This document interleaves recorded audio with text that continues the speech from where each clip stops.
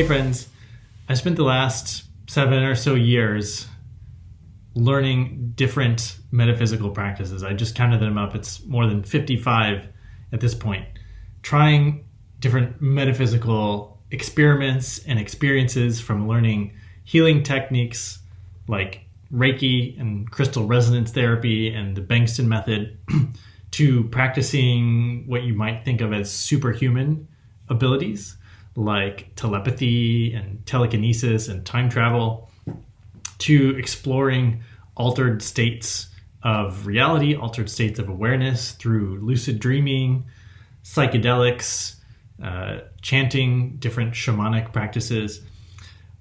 I've dove into this like the explorer, the adventurer, the researcher that I am, and just wanted to share a little bit about what I've come to know and understand about the nature of the world, the nature of reality through all these different experiences. And some of them I practice regularly. Some of them I'm still practicing. Some of them were just a one-off experience. I went and had a session with a shaman, and that was it. And so, some of them also I learned for the podcast. Like I found someone with an interesting book and I read their book, and then I had a session with them, and then I interviewed them for the show. So my level of understanding of all these different practices is varied, but I've learned a few things that I just want to share, not a complete list, but a starting list for you, to condense some of the information that I've come to understand. The place that I might start is that you have to stop trying. I have, whether it's like Reiki, and I'm trying to force energy out of my hands in order to heal someone, and it drains me, or whether I'm trying to meditate with a neurofeedback device on, and the harder I try, the worse I do. When I stop trying, when I just allow things to go without pushing, that's when it happens for me. That's when I get a telepathic message from my cat or from my family member when we're playing a telepathy game. It's this relaxed attention. And, this happens when you're pursuing something very vigorously, when you really want to make a sale, when you really want to find your romantic partner, when you're wanting too much, it actually ends up repelling. This seems to be the case in the law of attraction. When you just forget about money, when you just forget about the thing you want, it comes much, much easier. But I've also learned the strength of the power of intention. Intention is so important. It's how you charge a crystal. It's how you manifest something. And I've noticed that if you can find the strong emotion, the thing that you want, and really understand why you want it, what is it, that outcome, what are you hoping to feel?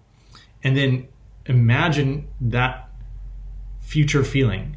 Imagine going to the future where the thing you have already exists. What does it feel like? And the more you can place yourself in that state, the easier it will be for it to arrive for you. I guess I'm always surprised by how simple things can be. For example, I was practicing astral projection the other week, and I took a visit to the consciousness of the sun.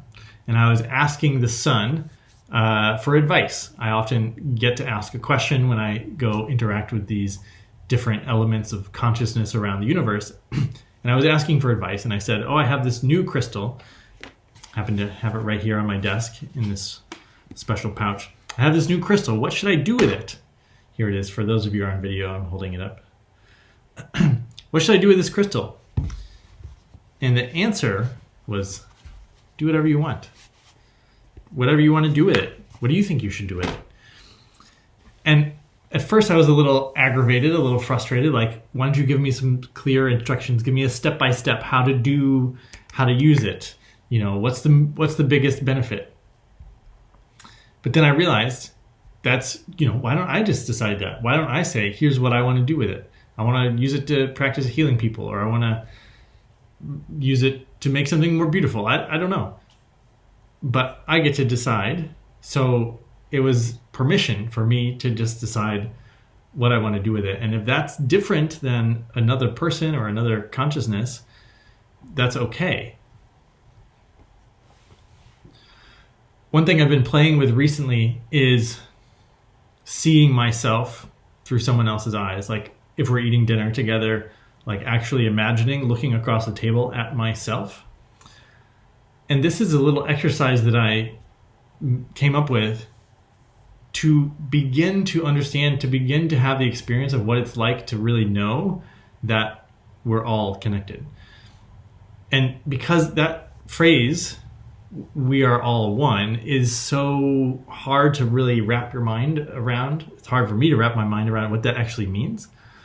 I've experienced it on psychedelics when you see with your hand that there's no barrier between your hand and the air. There's just atoms and more atoms, right? You can see that everything is just made up of atoms. It's all just a field. But what does it mean to be connected in a more sense of personhood? And speaking of fields, I like to think of, so we're all connected. We are all part of the same field. We're all part of the source consciousness. But again, we all have our own unique experience of being who we are. I like to think of the material world as a byproduct of consciousness. That is, the physical things, the table, the bodies, the things that we interact with our five senses as the 3D physical world, is merely the field becoming dense enough and solid enough for us to interact with. And this is confirmed by neuroscience, which tells us that the brain is a reducing valve of consciousness. So you have this massive consciousness available to you, but for you to be able to understand your five senses and interact with the 3D world, this, earth that we live on, it has to be reduced down to a very, very tiny sliver of all of your perceptions so that your brain can make sense of it.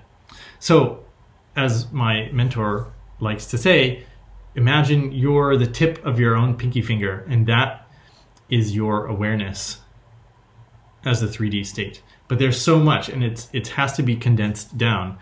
And because everything is based in fields and vibration and energy, that just becomes denser and denser. That's what allows us to experience the physical world, the Cartesian, the Newtonian, what we've come to understand through science as this sort of like Newtonian Cartesian reality.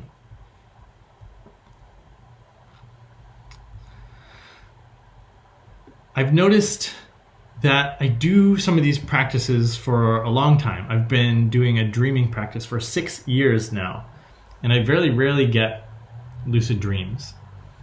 I love it when they come, but it's still valuable for me to use dream time, to get information, to have interactions with people in dream time. And it's a practice, and sometimes it can feel really slow, and I want results much faster. But in the big picture, the last 6 years have gone by really fast, and I have become an expert dreamer, and I can know when people are going to be having babies before they tell me this happened recently, or I know who's going to start dating or who's going to get married, or when I'm going to launch a new aspect of my business, because I'm getting that information in dream time. And so on one hand, it's progressing very, very fast, but on another hand, it feels slow sometimes for me day to day. As I do the practice, I spend hours a day and hours a week doing these practices, and I wish the results would come faster. I wish I could levitate right now. I wish I could do pyrokinesis. I wish I could start a fire by snapping my fingers. All of these really amazing things. I wish I could teleport. But I can't yet. I expect, given that we know some people can do this, that it will be possible for me. But it might take a long time. Maybe that's a good place to start for all of this. It's always, it can be simple. It can be straightforward, and you just have to let things flow. You have to go through the process. You have to do the work You have to be present for it. You have to use your intention. You have to pay attention. You are in charge of directing your attention. So you have to understand how to control what you're focusing on and progress through this. And I've noticed my own personal power accumulating, my ability to do these things, right? I probably never would have been able to get telepathy on the first try before, but now I have enough awareness, of enough sense of how the universe fits together that it becomes easy. So I'm going to continue doing these experiments. My podcast is bringing me into interaction with so many fantastic thought leaders. You know, I've had great experiences with like Biofield, understanding Biofield tuning and thinking about the electrical nature of the body and how healing can be done remotely. You know, this is really fascinating to me. I was thinking about it. My ex-wife was a Christian Scientist, and she would tell me these stories about healing before I ever really did any of this research into different healing modalities. And one of the most amazing stories was she was at summer camp, and they were doing a horseback ride, and the horse broke its leg. And normally when a horse breaks its leg, you have to put it down. But all the kids and all the camp counselors got off of their horses, and they all gathered around this horse, and they all prayed, and the horse's leg was unbroken, and they were able to ride it home. Now this is like such a, you know, I have to see it to believe it tale. The leg breaks, and then it's not broken anymore. I also saw this firsthand myself when my wife was running a marathon, and she got blisters halfway through the marathon, and she had her mom there supporting her, and by the end of the marathon the blisters had been healed and gone away. So I had seen this stuff and I had heard these stories before I ever did my own research. And now that I understand how this works and that healing doesn't have to be done hands-on, it can be done across the universe, because time and space are constructs that don't necessarily apply when you're talking about healing. Now, they do apply, right? If you're taking a physical, chemical substance, a pharmaceutical or something like that, that's affecting the internal nature of your system. But energy healing, sound healing, can be done at any distance, because it's not bound by time and space in the same way. Anyway, so thanks for joining me. I hope you have learned a little bit about all these different metaphysical experiences that I've had. I'll probably share some more with you in the future.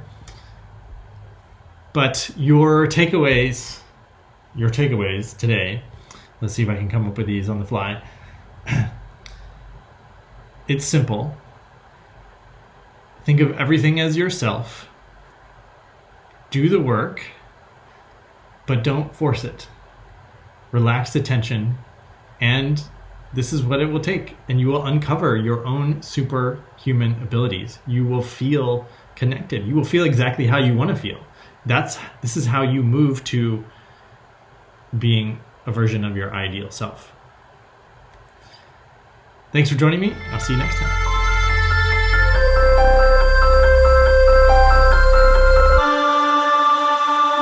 Thanks so much for listening to the whole episode. You made it all the way to the end. Congratulations. And I'm going to remind you again to join us for the no-cost Quantum Entrepreneurship Training, April 19th, 20th, and 21st. Again, this is a training that I put together, a high-level business training for coaches, healers, and spiritual entrepreneurs. You can sign up at DerekLoudermilk.com or find them in the show notes. And it's a free training. We're doing it live in person, so you're going to want to be there on each of the days. You'll have a chance to ask personal questions, maybe even get some coaching on your specific business. This is something that I would probably normally charge $1,000 for or more to attend the event, but I'm doing it for free as a service to my audience, to my listeners, and to help spiritual entrepreneurs. So save the dates, mark your calendars, and hope to see you there.